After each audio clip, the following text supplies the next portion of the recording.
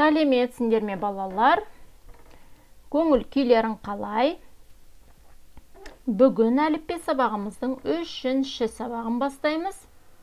Алдымен артикуляциялық жаттығулар жасап, тілімізді жаттықтырып аламыз.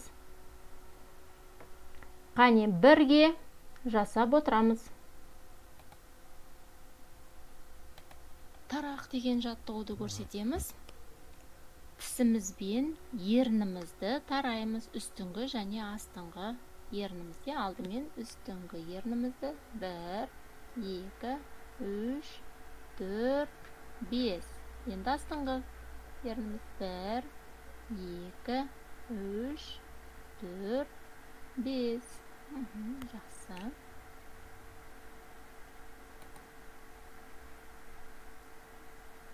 Пілдің тұмсығын көрсетеміз. Пілдің тұмсығы ұзын. Ернімізді жинап, алдыға созамыз. 1, 2, 3, 4, 5, 6, 7, 8, 9, 10. Жақсы.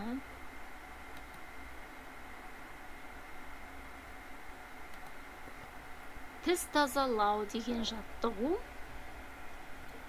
Тіліміздің ұшымен тісімізді тазалаймыз. Астыңғы және үстіңгі тістерімізді тазалап шығамыз. Оңға, солға.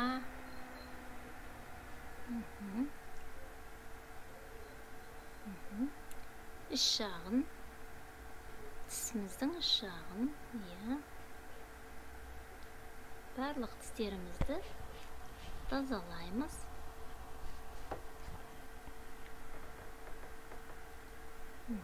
Тамаша. Тамаша балалар.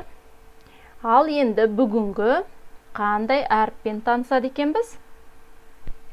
Лақ дегенде келетін Л әріпі. Лақ. Қандай дыбыс? Дауысты дыбыс па, дауыссыз дыбыс па?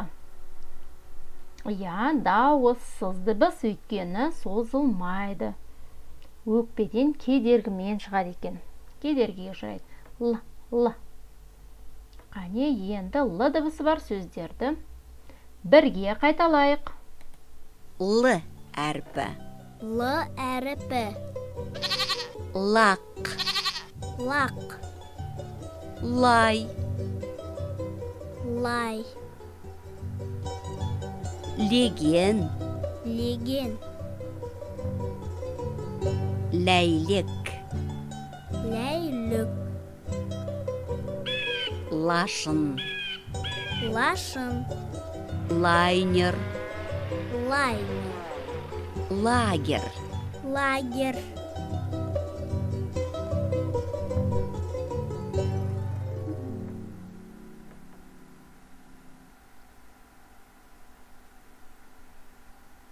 Балалар, лақ, лай дегенде Л дыбысы сөздің басында келіп тұр. Құлпынай, акула, елік, түлкі дегенде сөздің ортасында келіп тұр. Ал гүл, бал, көл дегенде сөздің аяғында келіп тұр. Демек, Л дыбысы да Р дыбысы сияқты сөздің басында да, ортасында да, аяғында да келеді екен. Ал енді балалар буындап оқимыз. Біз А дыбысымен таныстық білеміз. Бүгін Л дыбысымен танысып отырмыз. Кеше біз сендермен Р дыбысымен танысқанбыз. Ал енді А мен Л-ны қалай қосып оқимыз? А-ны созамыз, А дейміз да, Л-ны қосамыз. Ал деген сөз шықты. Енді Л мен А-ны қалай қосамыз? Ла, балалар, ла демейміз. Л-дан кейін ешқандай әріп жоқ, А ғана тұр. Л-дан кейін біз А-ны көріп тұрмыз. Демек біз ла деп қосамыз. Ла. Ла. Қайталаймыз. Келесі баған ла. А тұр, иә, лыдан кейін ла деп қосып оқимыз. Келесі ал.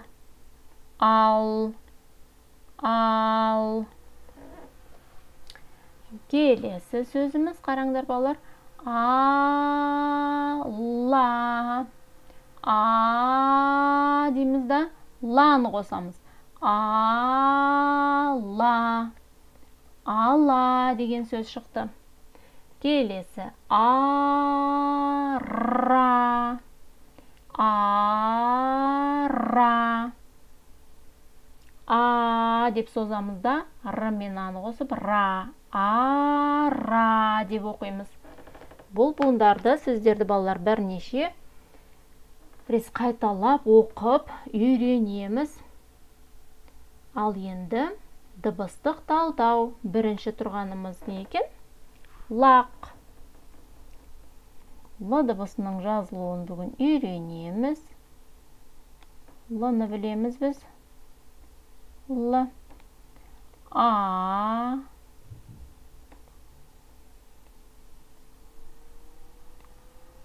Қ-ны әлі өткен жоқпыз. Балалар, сендер Қ дыбысын білетін болсаңдар, өздерің жазып, қандай дыбыс екенін білсеңдер, қоясаңдар болады. Түлкі дегенде бізде түл ортасында тұр. К. Лақ дегенде сөздің басында тұр. Түлкі дегенде сөздің ортасында тұр. Және гүл дегенде сөздің аяғында тұр. Ал енді біз осыларды боямыз. Егер сендер басқа әріптерді білетін болсаңдар, мұнда бос шақпақтарға жазып боясаңдар болады. Л дыбысы бізде дауыссыз дыбыс деді, көкпен боямыз. Қане сөздің басында келіп тұр. Түлкі ортасында келіп тұр. Және гүл сөзінде сөздің аяғында келіп тұр. Қане боямыз. Енді бізде А дыбысы, бір А дыбысы бар, оны біз қызылмен боямыз, өйткені ол дауысты дыбыс. Жақсы, балалар, келесі енді кезек өлең. Лақ өлеңі. Қане менімен бірге қайталаңдар. Секең, секең, ей лақ. Секең, секең, ей лақ. Жүрмін саған кейіп ақ. Жүрмін саған кейіп ақ. Тыным тапсаң болмай ма? Секірмей-ақ кей уақ. Балалар, бұл өлең. Әндетіп айтсаңдар, жеңіл жаттайсыңдар балалар. Қане әндетіп айтайық. Лақ өлеңі. Секең, секең, ей лақ, жүрмін саған кейіп ақ. Тыным тапсаң болмай ма? Секірмей-ақ кей уақ. Тыным тапсаң болмай ма? Секірмей-ақ кей уақ. Балалар, бұл өлеңнің жалғасын біз басқа әріптерді өткен кезде тағы да жаттайтын боламыз. Қазірше осы шумағын жаттап алыңдар. Әндетіп айтсаңдар болады. Бұл өлеңді жаттап аламыз. Енді балалар, Л әрпінің, Л дыбысының әрпімен танысамыз. Аға ұқсайды, бірақ ортада белдеушесі жоқ, е? Қане бірге мұқият қараңдар. Л әрпін астыңғы жолдан жоғары қарай жүргіземіз. Балалар, мұқият алдымен қарап аламыз, қазір бірге жазатын боламыз.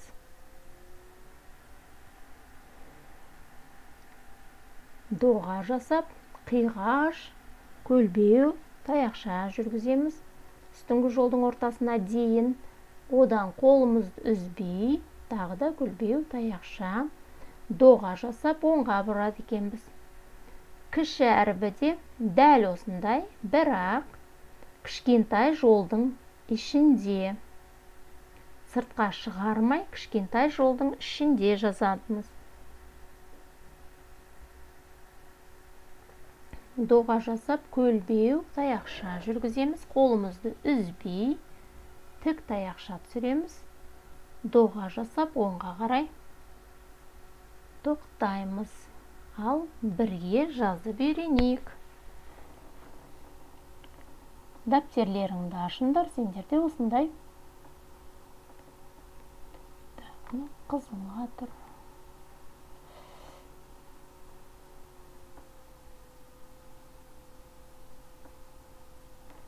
Қане.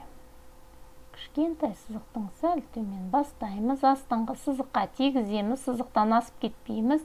Үстіңгі сызыққа келіп тоқтаймыз. Қолымызды үзбей доға жасаймыз. Қане өзіміз жазып көрейік.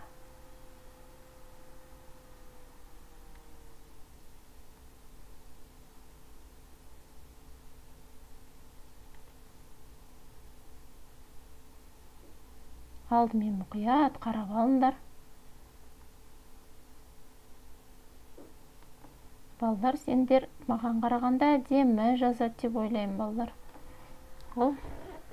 Ал енді үлкен әрбін алдымен бастырып шығамыз.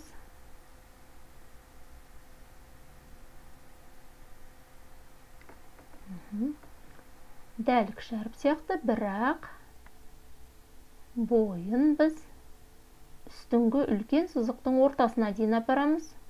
Қолымызды үзбей тік таяқша түсіреміз. Доға жасап тоқтаймыз.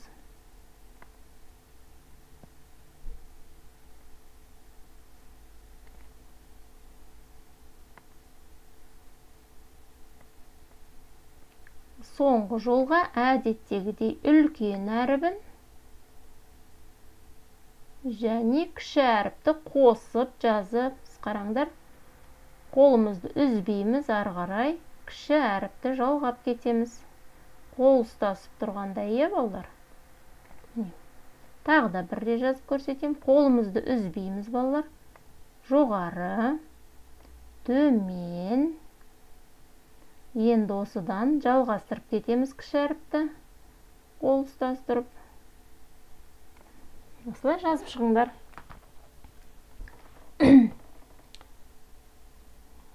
Енді диктант жазамыз, қалай қосуды білеміз. Ал деген сөзді жазыңдар, балалар. Ал қалай қосып жазамыз? Бір рет көрсетіп жіберейін. Алдымен аны жазамыз. Оған қолымызды үзбейміз, қараңдар, балалар. Қолды үзбейміз, ары қарай жалғап кетеміз. Ләрпін. Қолымызды үзбейміз. Енді бір-ақ аламыз қаламымызды. Қане тағы да. Алдымен аны жазамыз.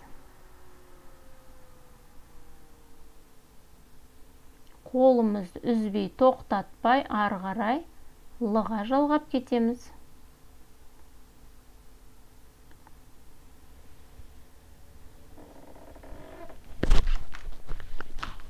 Ал осы жолды жазып шығыңдар.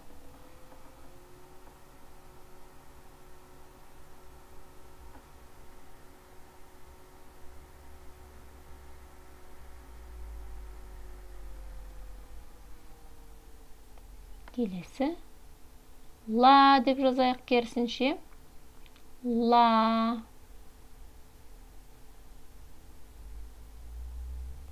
Ла.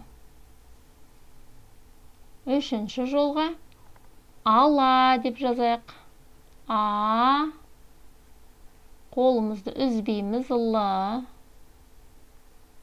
Ла жазамыз. Енді аны қосып жазамыз. Ала. Балалар, сызықтан шығармай, әдемі жазып, ішімізден қайталап отырып жазамыз. Қандай әріп жаздық, соны қайталап отырып жазамыз. ертеңнен бастап балалар өздерің жазатын боласыңдар, мен сендерге айтып тұрам. Ал кезек суретті бояймыз. Мынау ненің суреті балалар? Лимон, е? Лимон қандай болады? Лимон сары болады екен. Барлығын сары түске бояп шығамыз. Мына ортасы ақ болып қала берсін. Мына жерін сарымен бояймыз. Қабығында сарымен бояймыз, өйткені лимон сап-сары болады балалар. Сызықтан шығармай бояп шығыңдар. Мына жерінде сары. Ал жапырағы жасыл болады, жасыл болады. Жапырағын жасылмен бояймыз. Ал мына Л әрпін немен бояймыз? Көкпен бояймыз, дұрыс айтасыңдар. Көкпен бояймыз, өйткені ол дауыссыз дыбыс. Сызықтан шығармай, бір елкі қып әдемілеп бояп шығыңдар балаларға. Үлкен әрбінде, кіші әрбінде. Ал сендер бояй беріңдер. Және бүгін біз жеті лақ деген ертегі тыңдаймыз балалар. Жеті лақ ертегісінің мультфильмін көрген боларсыңдар балалар. Естеріңе түсіріңдер. Қане жеті лақ ертегісін тыңдайық. Қасқыр мен жеті лақ. Ертеде бір ешкі және оның жеті лағы болыпты. Орманға баруға жиналған ешкі лақтарын шақырып алып ақылын айтады. Шырақтарым, есікті ешкімге ашпаңдар, орманда қасқыр жүр. Есікті тек маған ашыңдар. Мен келгенде, шырақтарым, лақтарым, есік ашыңдар, аналарың келді, тамақ әкелді, деп әндетемін. Осы кезде терезе сыртында тұрған қасқыр оның сөзін естіп қояды. Ол лақтарды алдап жеп қоймақ болады. Ешкі кетісімен қасқыр есікті қағып өзінің жуан даусымен ұлы әндетеді. Шырақтарым, лақтарым, есік ашыңдар, аналарың келді, тамақ әкелді.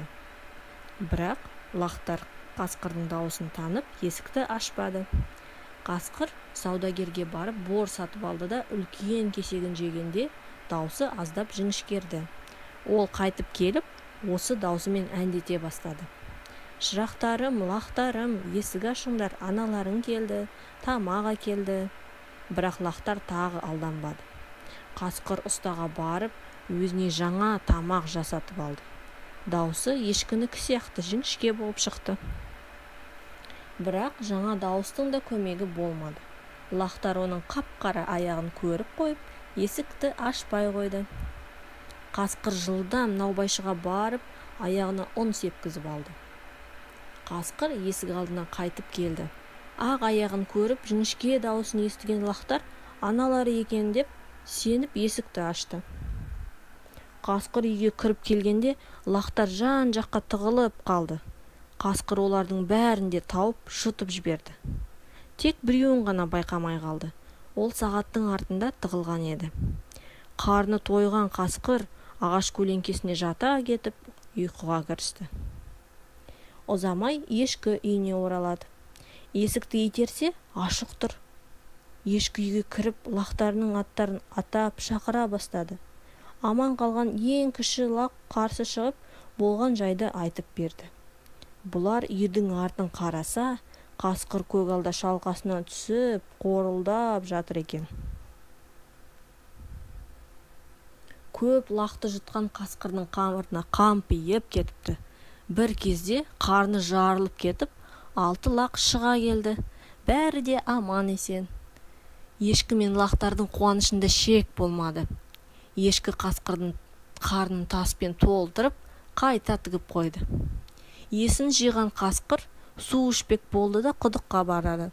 Сол кезде ішіндегі ауыр тастар оны төменге тартып, қасқыр құдыққа құлады да батып кетті. Ертегі соңы.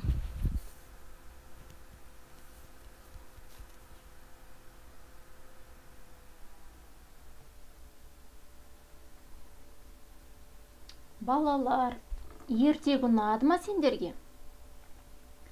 Қасқыр неге ешкінің лақтарын алып кетті? Үйге қалай кірді ол? Я, ешкінің лақтары алданып қалды, я? Сол сияқты балалар, сендер де мұқият болыңдар. Аналарың үйде жоқ кезде бөтен адамға есікті ашуға болмайды. Ал көшеде жүрсеңдер, бөтен адаммен десіп кетуге болмайды екен. Ал бүгінгі сабағымыз аяқталды. Үйге тапсырма сендерге лақ өлеңін жаттайсыңдар. Буындап оқимыз және ертегіні қайталап айтып береміз. Келесі кездескенше сау болыңдар балалар.